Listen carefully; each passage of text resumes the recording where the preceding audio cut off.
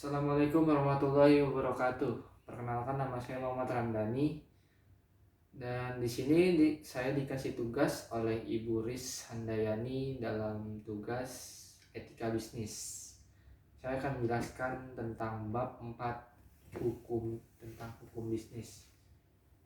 Di sini langsung aja kita masuk ke dalam tugasnya. Nah, saya akan menjelaskannya. Fungsi hukum dalam perusahaan. Latar belakangnya, hampir semua kegiatan bisnis berkaitan dengan hukum, baik yang tertulis maupun yang tidak tertulis. Hukum mengatur hak dan kewajiban yang timbul dari perjanjian-perjanjian maupun perikatan yang terjadi dalam praktek bisnis.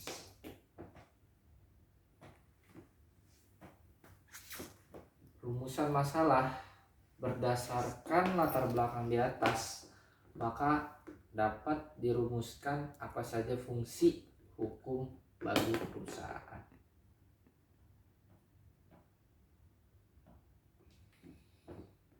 Dan di sini maksud dan tujuan penulisan untuk mengetahui apa saja fungsi hukum bagi perusahaan serta seberapa penting hukum berperan terhadap maju atau mundurnya sebuah perusahaan.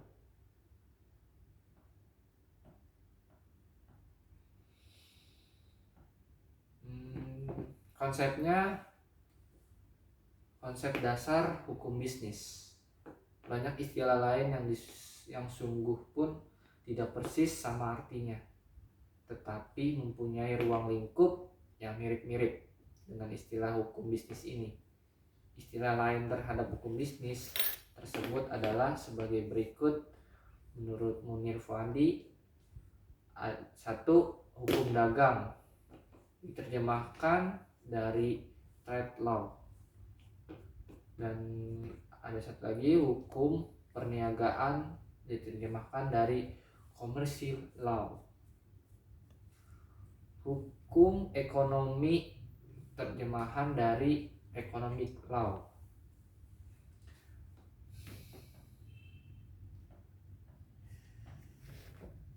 Langsung aja kita ke pengertian hukum bisnis. Hukum bisnis adalah suatu perangkat kaidah hukum atau termasuk performance-nya yang mengatur tentang cara pelaksanaan urusan atau kegiatan dagang, industri atau keuangan, dihubungkan dengan produksi atau pertukaran barang atau jasa dengan menempatkan uang dari para entrepreneur dalam resiko tertentu dengan usaha tertentu, dengan motif dari entrepreneur tersebut adalah untuk mendapatkan keuntungan.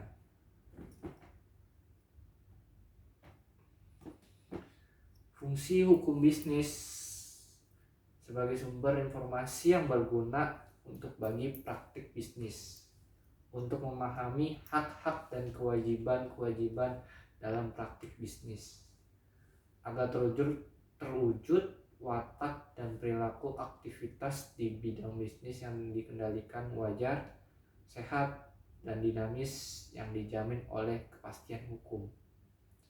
Untuk memberikan kepastian hukum, untuk memberikan kesebandingan hukum, dan untuk melindungi kepentingan para pihak pelaku.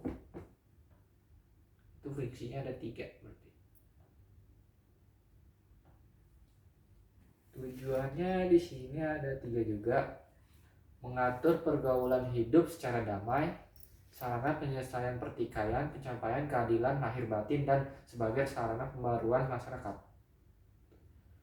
Adanya keadilan, ketertiban, dan kepastian hukum bagi pelaku. Ruang lingkup bisnis. Ruang lingkup bisnis di sini ada kontrak bisnis, merupakan suatu perjanjian dalam bentuk tertulis di mana substansi yang disetujui oleh para pihak yang terikat di dalamnya bermuatan bisnis. Bentuk-bentuk badan usaha adalah kesatuan yuridis atau hukum. teknis dan ekonomis yang bertujuan mencari laba atau keuntungan. Terus ada jual beli perusahaan, penanaman modal atau investasi.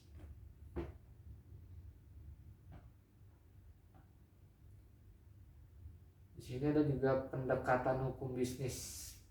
Pengatur hukum di dalam kodifikasi yaitu segala kaidah-kaidah yang mengatur tata cara berbisnis yang terdapat di kitab di undang-undang. Pengaturan di luar kodifikasi merupakan bagian ketataan yang dapat mengatur namun tidak terdapat secara eksplisit di kitab undang-undang. Jurisprudensi yaitu putusan pengendalian yang telah mempunyai kekuatan hukum yang tetap, yang secara umum memutuskan secara persoalan yang belum ada pengaturannya pada sumber hukum yang lain.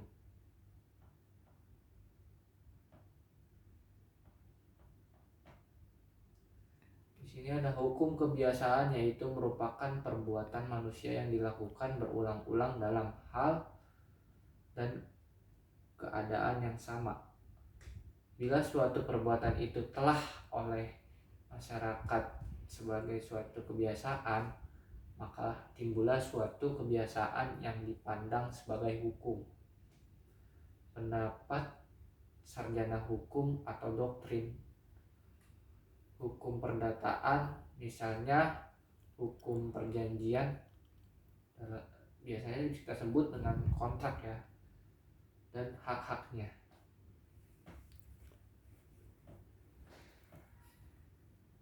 Sumber hukum bisnis. Secara umum sumber hukum bisnis, sumber hukum perundangan tersebut ada 4 di sini. Hukum perdata, hukum dagang, hukum publik, peraturan perundang-undangan di luar. Orang-orang perantara dalam perusahaan ada agen dagang, maklar, dan komisioner.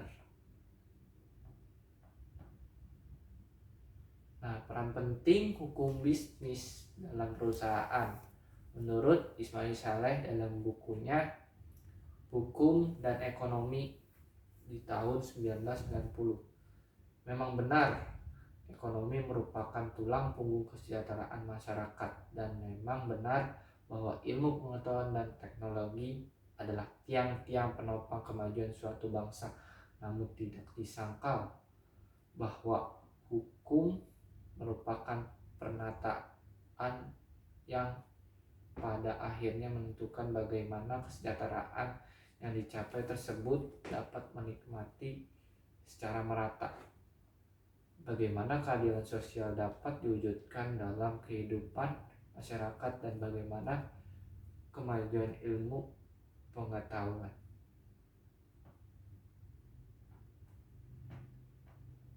Nah, kesimpulannya, aktivitas bisnis berkembang begitu pesat ya, dengan terus merambah ke berbagai bidang, baik menyangkut barang maupun jasa.